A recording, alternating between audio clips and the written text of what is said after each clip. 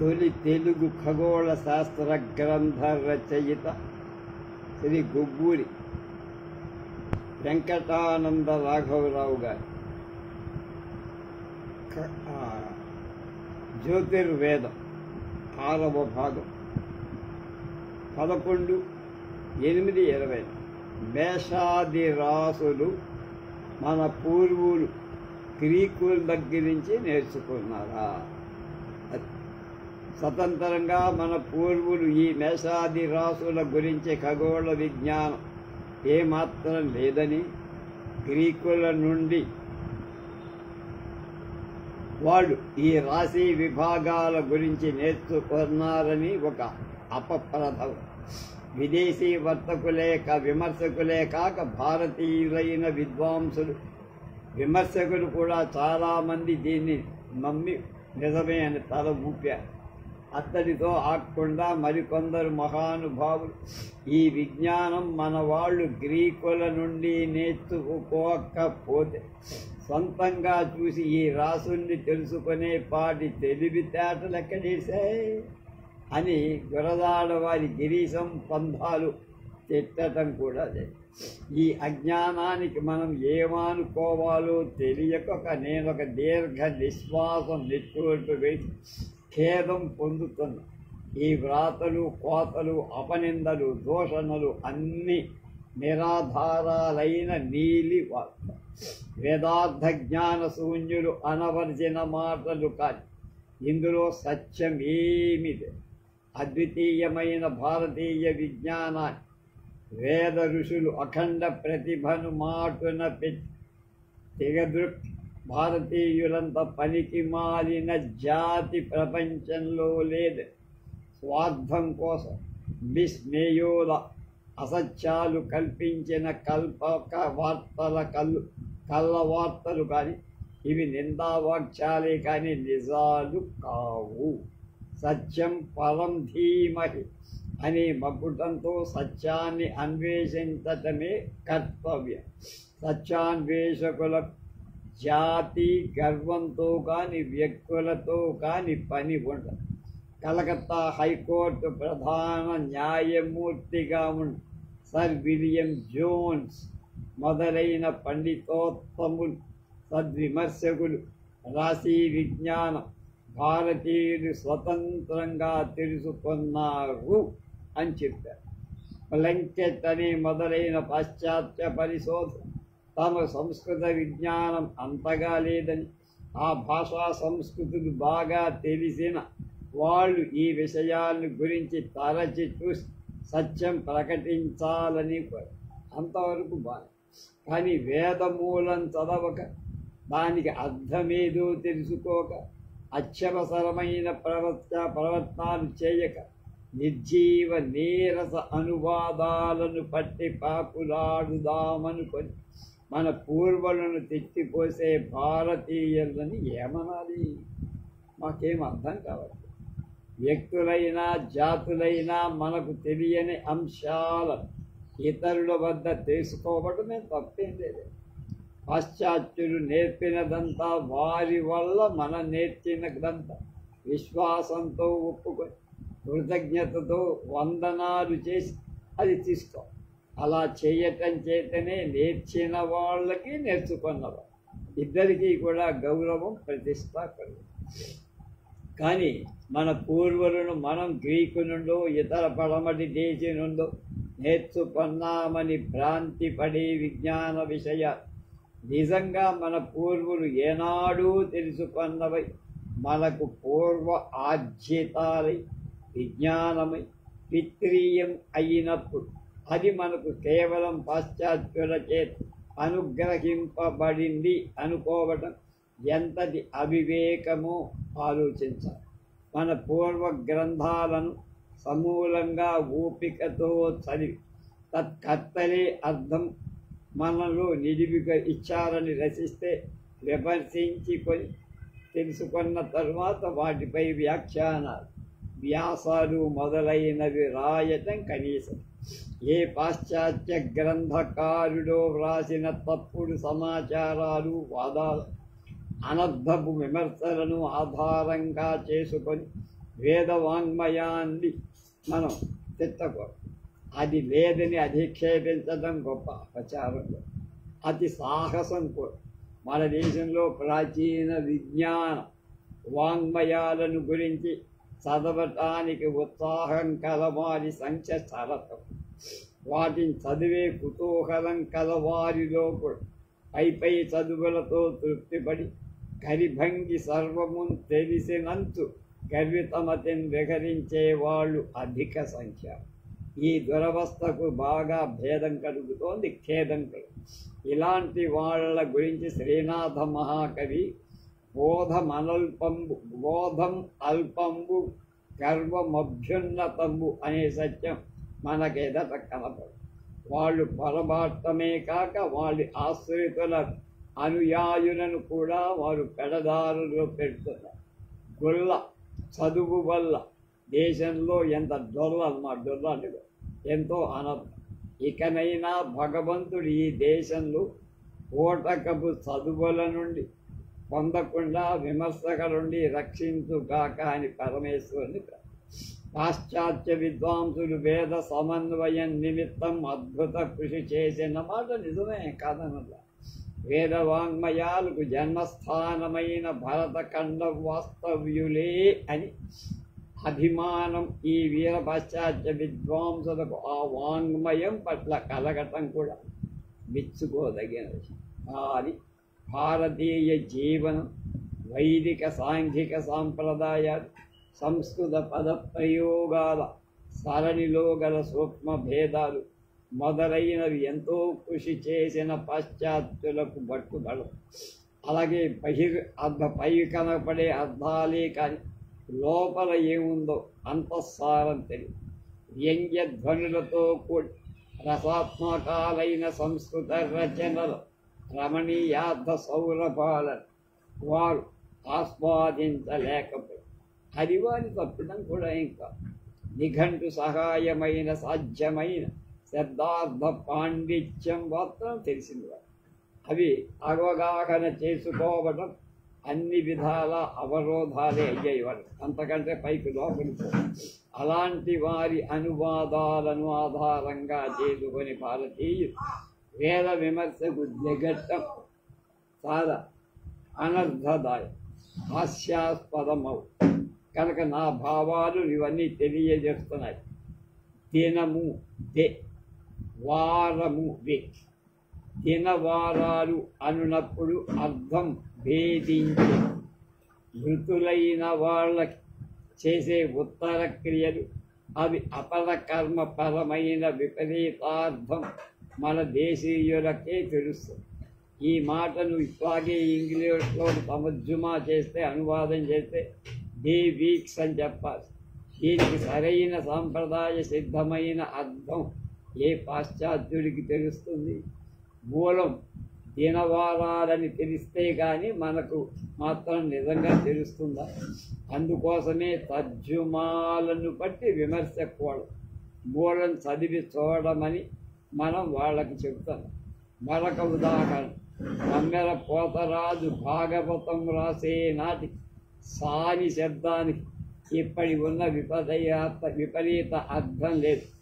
ఏలిక సాని, దొరసాని మొదలైన పదాలతో ఇప్పటికీ ఉన్నట్లే సాని అనక పూజ్యరాలు అని అర్థం.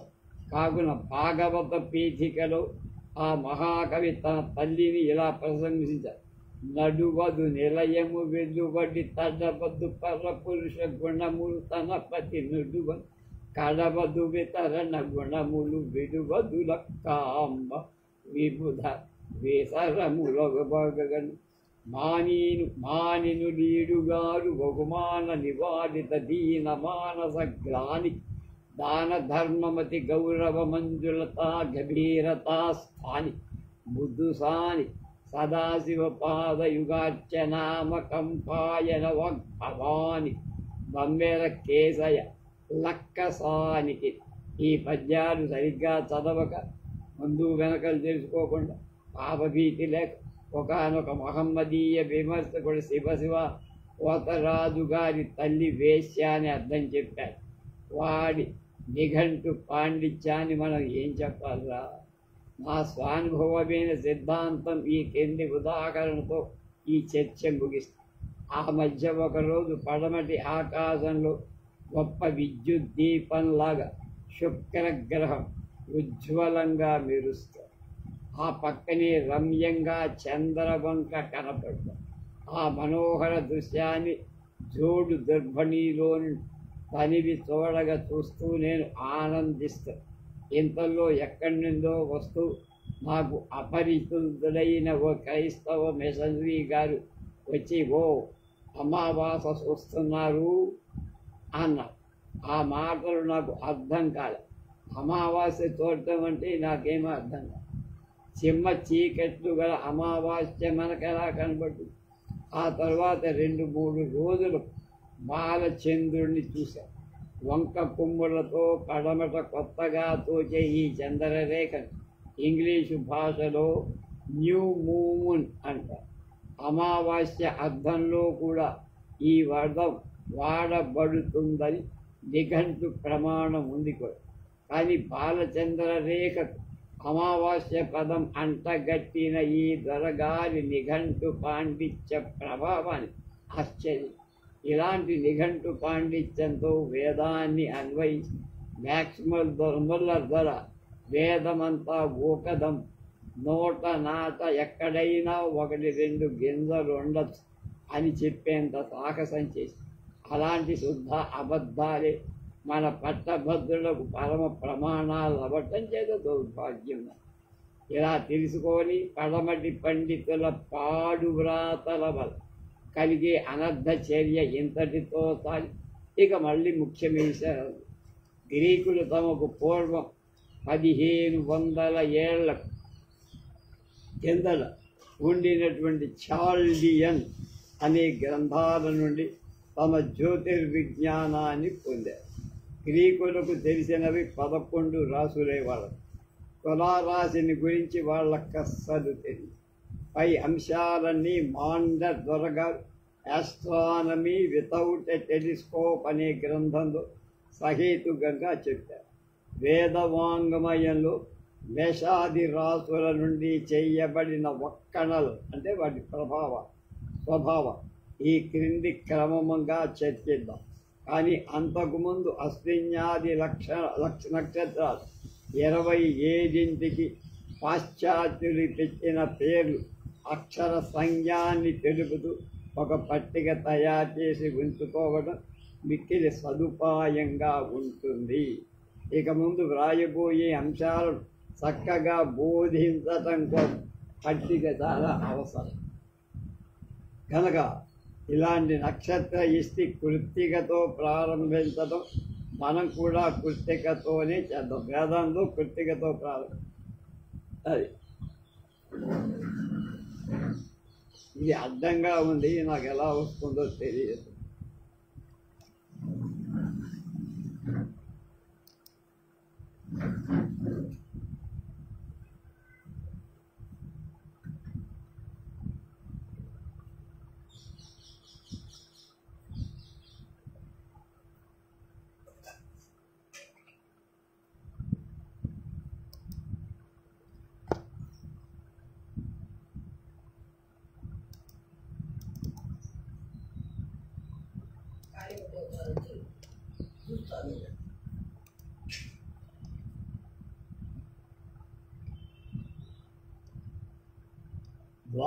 అంటే అదే పట్టికలో ఇచ్చాడు, మనం చెప్తాం. 12 రాసుల గురించి వేద విజ్ఞానం. సంవత్సరాత్మకమైన కాలచక్రపు ప్రధ అంటే నేను అనే దాన్ని అనుసరించి కాంతి వృత్తం అనేటువంటిది ఏర్పడింది. ఇది 12 భాగాలుగా ఉన్నదని ఋగ్వేద మంత్రం 1వ మండలం 164లో 48 మనకి ఇదివరకే చెప్పి.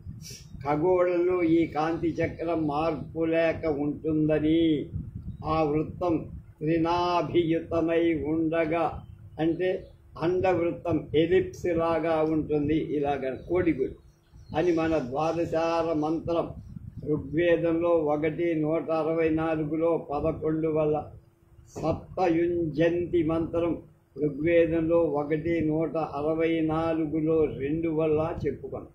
ఇక ద్వాదశ రాశులేవో వాటి ప్రశంసలు ఎక్కడెక్కడ ఉన్నాయో మేషం క్రతుత్సవ సంధాయకుడు స్వాహా వధూ వల్లభుడు అని ప్రవరాక్షుడి చేత స్తుతింపబడిన అగ్నిదేవుడు ధూమం భయంగా కలవాడని చెప్పుకున్నాం. మేషవాహనుడని చాలా చోట్ల ప్రదర్శింపబడ ఆయన వాహనం మేషం అంటే గొర్రెబొట్టె. దేవప్రీతిగా మానవులు అర్పించే హవ్యాలు క్రవ్యాలు అగ్నిదేవుడే తీసుకుపోయి దేవతలకు అందిస్తాడని భారతీయుల దృఢ విశ్వాసం. కనుకనే వేద చోదితాలైన సమస్త శ్రౌత స్మార్త క్రియలలో ముందు అగ్నిని ఆహ్వానించి తర్వాత మిగతా దేవతా పూజ చేయటం ప్రారంభం. అలాంటి అగ్నిని ఆహ్వానించినప్పుడే మేషారూఢ ధూమధ్వజ సప్తజిహ్వా అనే మొదలైన గుణ విశేషణ సూచకాలైన పేర్లు మంత్రాలలో ముందు చెప్తారు.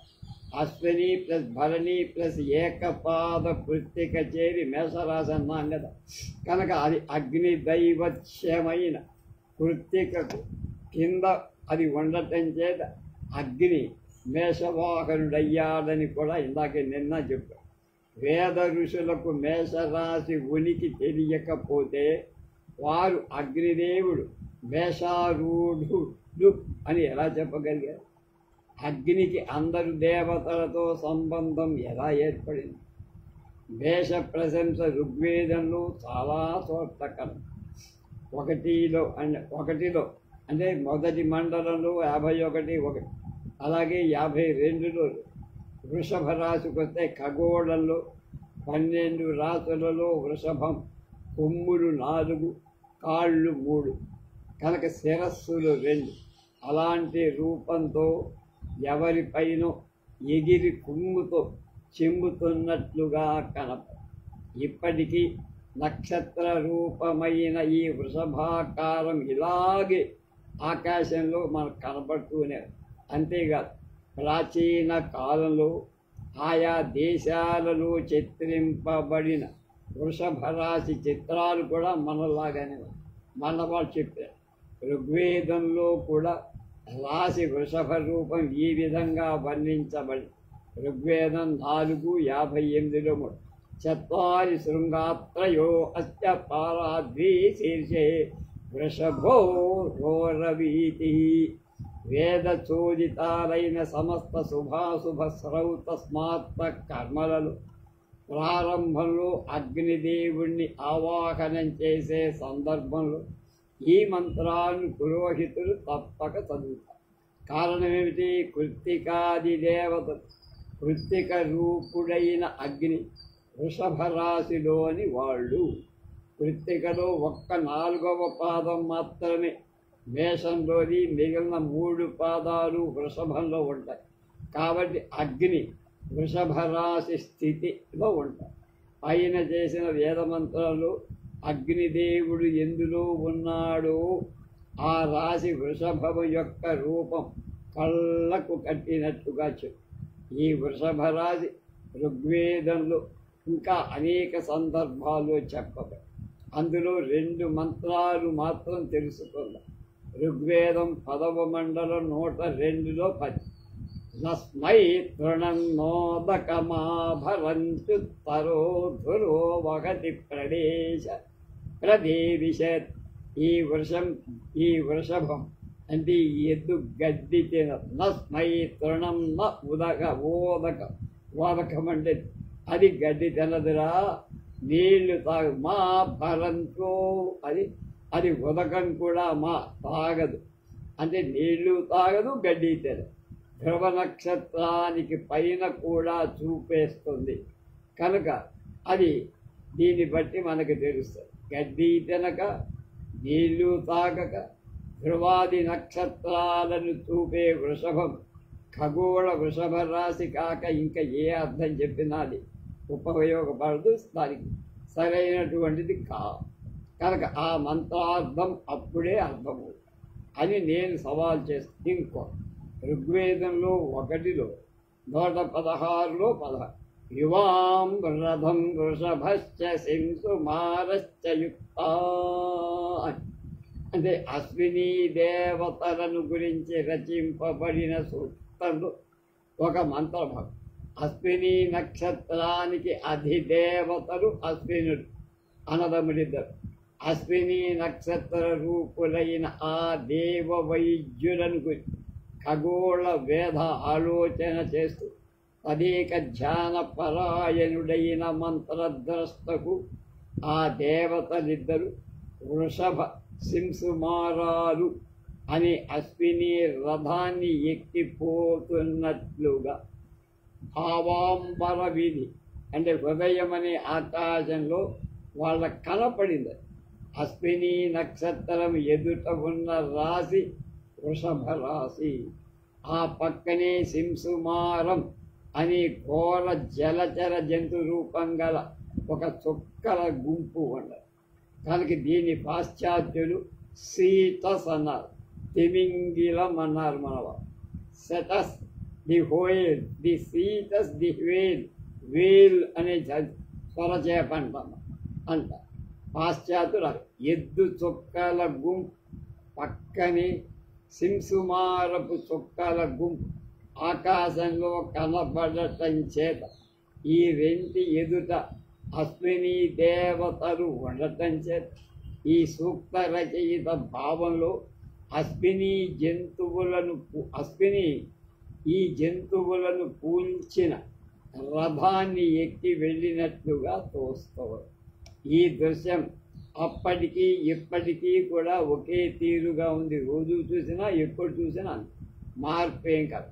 అందువల్ల ఏం తేలుతోంది అబ్బాయి, క్రాంతి వృత్తంలో కల వృషభాది రాసులనే కాక ఆ ప్రక్కల ఉన్న ఇతర నక్షత్రాల గుంపులను అవి స్ఫురింపచేసే జంతు రూపాలు కూడా వేద ఋషులు సూక్ష్మంగా పరిశీలించి వాటికి తగినటువంటి పేర్లు పెట్టారని మనం అర్థం చేసుకోవాలి. ఋగ్వేదాన్ని బట్టి ఖగోళ విశేషాలు అనేక విధాలుగా మనకు తెలుస్తుండగా వాటిని వదిలేసి ఎప్పుడు తల ఎత్తి ఆకాశం వైపు చూడని మన పండితులు చత్వారి శృంగాదులైన దివ్య వేద మంత్రాలు శిలకల్లాగా బట్టి ఇళ్లలో గృహప్రవేశాలు యంత్రాలు యజ్ఞాలు యాగాలు చేస్తూ ఉంటారు. దానికి వ్యాకరణార్థం చెప్పుకొని తృప్తిపడి కనుక వేద ఋషులంత మహత్తర జ్యోతిర్విజ్ఞానాన్ని ఈనాడు ఎలాంటి దుస్థితి ప్రాప్తించిందో అని పాపం బాధపడ్డారు గొబ్బూరు మాస్టర్.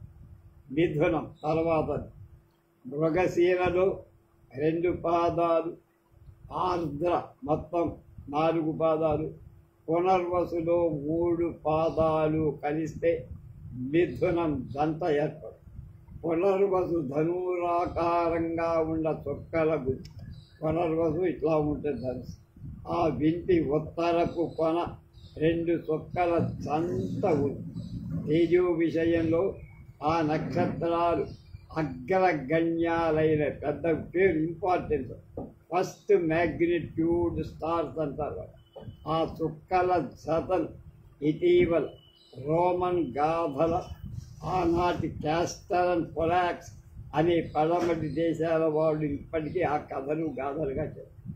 ఆది కాలంలోనే భారతదేశంలో ఈ చుక్కల జత కూడా అశ్విని దేవతలుగానే భావించి అశ్వినులు త్రిశధస్తులని ఋగ్వేదంలో చాలా చోట్ల చెప్పబడి, అంటే అందులో ఒకటి అశ్విని చుక్కల జత 2 లక్షలు, రెండవది ఈ పునర్వసు గుంపులోని చుక్కల జత 2, మూడవది చిత్రా నక్షత్రానికి దిగువల దక్షిణంలో ఉన్న అశ్వతర మండలంలోని చుక్కల జత. కనుక చివరి చుక్కల జతను పాశ్చాత్యులు ఏమన్నారు, ఆల్ఫా బీటా సెంటారస్ అంటారు. పాశ్చాత్య దేశంలో వాడుక ఉన్న ఈ సెంటారస్ శబ్దం సంస్కృతంలో అశ్వతర అని వాళ్ళంటే దాన్ని చెప్పలేక వాడు సెంటారస్ అని శబ్ద వికృతిగా చేశారన్నారు. అశ్విని దేవతల రెండవ స్థానమైన పునర్వసు గుంపులో తేజోవంతాలైన రెండు చుక్కలు మిథునం అంటారు. పక్క పునర్వసు తరువాత ఉన్న పుష్యమి చుక్క మబ్బునకు అటూ ఇటూ గల చుక్కలు గార్ధవం అంటే గాడిద అనబడు. అశ్వినులకు రెండవ స్థానంలో ఈ గర్భభాలే వాహనాలని వేదంలో చాలా చోట్ల చెప్పబడి. ఋగ్వేదంలో 1వ మండలం 34లో 9 కదాయోగో వాజినో రాసభస్య, రాసభం అంటే గాడి నా సత్య. తైత్రీయ సంహితలో 4వ 1లో 2 యుంజాధాగం రాసభం యుమస్మిన్ యాము. అలాగే ఐతరీయ బ్రాహ్మణంలో 4లో 2లో 9 సగర్భభరధేనాస్పినా. యజుర్వేదం ఆరణ్యకంలో 1లో 10లో 1 తాం అస్పినా రాసభాష్టాహం వమి. కనుక పొట్ల పువ్వు లాంటి పుష్యమి ఇటు అటు గల రెండు చుక్కలను నక్షత్రాలు పడమటి దేశస్థులు ఎస్ఎడి ఏఎస్ఎస్ఈఎల్ఐ అంట. ఆ మాటకు రెండు అర్థమండి. యాస్ అంటే గాడిద కదా, ఎస్ఎడి అంటే రెండు గాడిదలు అని. ఇప్పటికీ పాశ్చాత్యులు ఈ చుక్కలను గాడిదలే అనుకుంటున్నారు, గాడిదల బుద్ధితో. మన భరతఖండంలో క్రమంగా పునర్వసు చుక్కల అశ్వినులతో సంబంధం పోయింది. ఋగ్వేదం 1లో 158వ సూక్తంలో దేవతలు అశ్వినులు మంత్రద్రష్ట దీర్ఘతముడు అందు మొదటి మంత్రంలో ఇలా ఉంది. 1:158లో 1 వసూరుద్రా కురుమంతు బృధంతా దశస్యంతను వృషణావభిష్టౌ. ఓ జంట వసువులారా, విశేష బలదర్పాలు ఇచ్చి మా పక్కన తోడు నీడలై నిలబడి మాకు అభీష్ట సిద్ధి చేసే హితతములారా, మంచి చేసేవాళ్ళారా, రుద్రులారా, అశ్వినులారా. అందులో అశ్వినులు రుద్రులని సంబోధింపబడి క్రమంగా అశ్విని దేవతల అనే భావం పోయి రుద్రదేవతా భావం పెరిగింది. ఈ నక్షత్రాలు రుద్రపత్ని, మిథునం, పార్వతి, పరమేశ్వరుడు అనే భావం క్రమంగా బలపడింది. ఈ మిథునానికి పక్కనే ఉన్న వృషభ రాశి ద్వయం వాహనంగా కూడా స్థిరపడి, ఆ వృషభమే వాహనము, ధ్వజం అంటే జెండా. కుమార సంభవ కావ్యంలో పాఠకులకి ఈ శ్లోకాలు తెలిసే ఉంటాయి. 5లో 70 విలోక్య వృద్ధోక్షమధిష్ఠితం త్వయా. 5లో 80 స్వరూపమస్థాయ చతంతు తస్మితః సమూలలంబే వృషరాజకేతన. మరొక విచిత్రం ఏమిటంటే గ్రీకులకు పూర్వం 1500 సంవత్సరాల క్రితం, ఇప్పటికి అంటే 4000 ఏళ్ల క్రింద జ్యోతిర్విజ్ఞాన విరాజితుడైన అకేడియన్ అనే జాతి వారు పంచాంగం లెక్కలలో సంవత్సరంలోని 3వ నెలకు శివం అనే పేరు ఉన్నట్టుగా పరిశోధన వల్ల తెలిసింది. మళ్ళా ఒకసారి అకేడియన్ అనే జాతి వాళ్ళ పంచాంగపు లెక్కల్లో ఎక్కడ 4000 సంవత్సరాలకు పూర్వం 3వ మాసానికి మొదట్లో 1 జనవరి ఫిబ్రవరి మార్చి అట్లా ఆ 3వ మాసానికి శివం అనే పేరు ఉన్నట్టుగా అగ్నిదేవతగా ఇటీవల పరిశోధన వల్ల మన పంచాంగాలలో మొదటి మేషమాసం, 2వది వృషభ మాసం, 3వది మిథున మాసంగా మనం చెబుతాం. మిథునం అంటే సాంబ శివ మిథునం అంటే అమ్మవారు అయ్యవారు శివ పార్వతులని చెప్పుకో. ఈ అర్థంలో ఆనాటి అకేడియన్ల శివమాసానికి సరిపోవటం ఆశ్చర్యంగా లేదా? అవినాభావ దాంపత్య సంబంధం కల మిథున రాశి భావం గ్రీకులకు లేనేలే. ఆ దాంపత్యం విడదీయంది అనే భావం వాళ్ళకి లేదు, ఏదో జంట కనబడిందన్న. వారికి చివరి నుండి మనం ఈ భావం గ్రహించామంటే చెప్పుతో కొట్టుకోవాలి.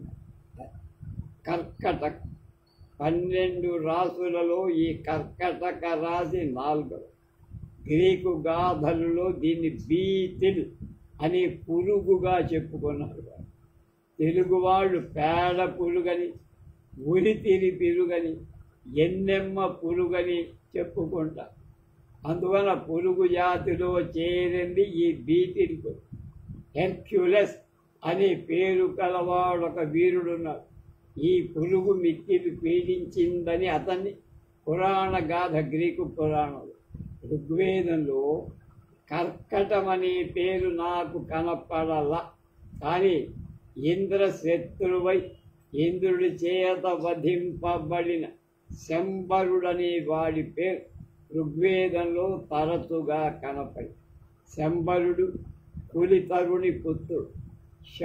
కౌలితరుడని వేదంలో ఉంది. ఋగ్వేదంలో 4వ మండం 30లో 14. ఉతదానం కౌలితరం బృహత పర్వతాదధి ఆవాహన్నింద్ర శంబరం. ఆ పైన నిఘంటువులో 908వ పేజీలో శంబర శబ్దానికి చేప వంటి జంతువు అని చెప్పదు. పైన వ్రాసిన కులితర శబ్దంలో కారణాంతరాల వల్ల తా అనే వర్ణం లోపిస్తే అది కులీరం. కాకపోతే కులీరం కులీరం కులీరము. కులీరం అంటే ఎండ్రకాయ, కనుక కర్కాటకం అంటే ఎండ్రకాయ. సంస్కృత మహాభారతం పంచమ వేదంగా చెప్పుకుంటాం కదా, అందులో భీష్మ మరణ సందర్భంగా ఈ కింది శ్లోకం ఒకటి ఉందట. అర్జునస్య ఇమే బాణా దేవే బాణాః శిఖండినః కురుదంతి మఘగాత్రాణి మాఘమాసే గవాయివ. ఈ శ్లోక వ్యాఖ్యాత మాఘమా అంటే కర్కటి అన్నారు, సేగవా అంటే సంతానం అని అర్థం చేసి కవిబ్రహ్మ తిక్కన సోమయ్య ఈ శ్లోకాన్ని చక్కని తెలుగులో అసని కల్పములివి అర్జును బాణములు కాని శిఖండివి కావు సుము కర్కటి గర్భంబు కలని గత్రంబు వ్రచ్చే. ఇక్కడ జ్యోతిశాస్త్ర పాండిత్యం దృష్ట్యా గమనించాల్సిన విశేషం ఏమిటంటే, భీష్ముడు అష్టవసువులలో ఒకడు కదా ముఖ్యుడు. ఆ అష్టవసువులో ఒకడి అంశంలో పుట్టాడు. ధనిష్ఠా నక్షత్రం అనేది వసుదేవాత్మక నక్షత్రం. ధనిష్ట పడమలకు వాలి అస్తమించే సమయంలో తూర్పున కర్కాటక రాశి వృద్ధి చెందుతుందంటే ఏర్పడుతుంది, అభివృద్ధి. శరతల్పగతుడైన వేళ అంటే బాణాల మీద పడుకున్న వేళ భీష్ముడికి ధనిష్ఠా నక్షత్రానికి ఎదురుగా తూర్పున పునర్వసు 4వ పాదం ఉంది.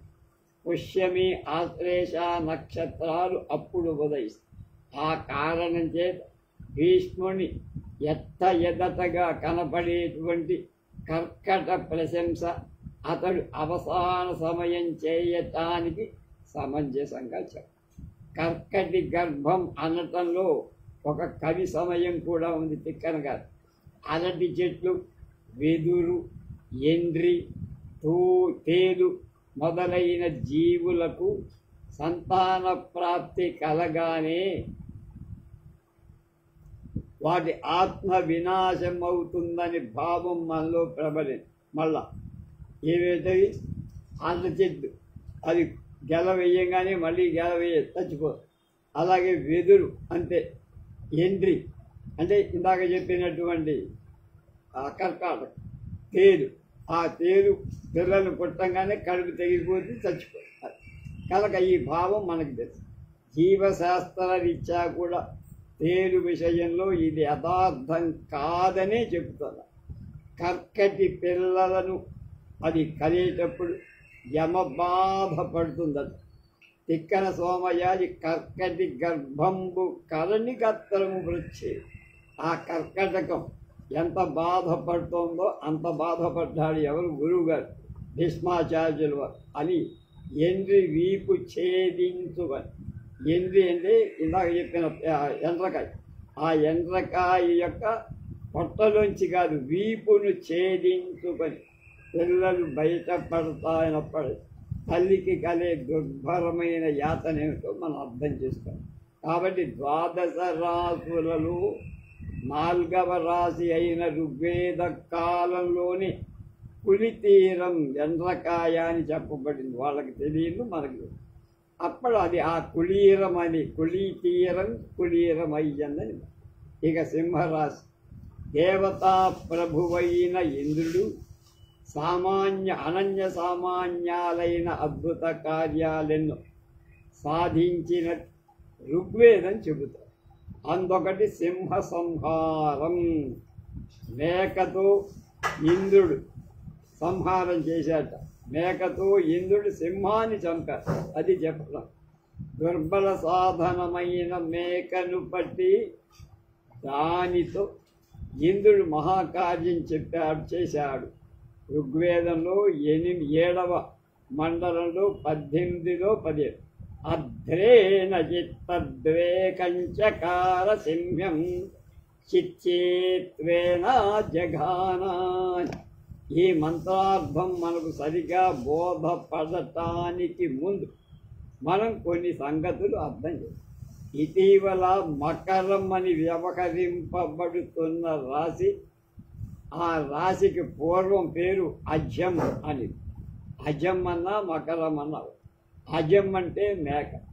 ఈ మేకయే రేవతికి అధిపతి అయినటువంటి పూషుడి రథాన్ని ఉంచబడింది అని అర్థం. పూషుడు అంటే ఒక సూర్యుడు అన్న. కనుక ఋగ్వేదంలో అనేక చోట్ల పూషుడి గురించి ప్రశంసించేటప్పుడు కొన్నింటిని చదువుదాం. ప్రస్తుతం మనం గమనించాల్సిన విషయం ఏమిటంటే, మకర రాశి వాడుకలోకి రాకపూర్వం ఈ ప్రాచీనుడు ఈ రాశిని అజం అనే వ్యవహరిస్తూ ఉండేవారు. అజం అంటే మేక. కనుక అజం అంటే మేక. ఈ మేక యొక్క విచిత్రం ఏమిటి? దీని ముఖం మేకముఖం, తోక చేప తోక. ఇది సముద్రపు మేక అని కొందరు చెప్పేవారు పాశ్చాత్యులలో. పడమటి దేశంలో దీన్ని కెప్రికారన్ అని అన్నారు. ఈ మాటకు సముద్రపు మేక అన్నారు. ఫిష్ గోట్ అని చేప మేక అన్నారు. ధనుస్సుకు పైన ఉండటం చేత, దీని తోక చేప అవటం చేత మన్మధుడొకప్పుడు మీనకేతుడు అంటే చేప ఆ విధంగా కలిగిన వాడు, దండకాలుగా అంటే జెండాగా ఉన్నవాడు అని వృషకేత జశకేతనుడు. జశం అంటే అదే, జశకేతనుడు అంటే అదే పేరుతో చెప్తారు. కనుక సింహరాశికి ఇది ఇంచుమించుగా ప్రతిస్పర్ధిగా ఉంటుంది. ఇది ఉదయమైన కొద్ది కాలంలో సింహరాశి అస్తమిస్తారు. అంటే ఖగోళ చర్య ఆధారంగా చేసుకునే వశిష్ఠుడు పైన వ్రాసిన వేద మంత్రంలో ఇంద్రుడు మేకతో సింహాన్ని చంపాడు అని చమత్కారంగా వర్ణించి, ఖగోళచారులైన అజసింహరాశులను మేకరాశి సింహరాశి పూర్తిగా తెలిసి ఒకటి ఉదయించగానే రెండవది అస్తమిస్తుందని అర్థం చేశారు. అంతేకాని మేకతో సింహాన్ని చంపారని కాదు. మేక ఉదయించగానే సింహం అస్తమిస్తుంది, సింహం అస్తమిస్తంగానే మేక ఉదయం. అది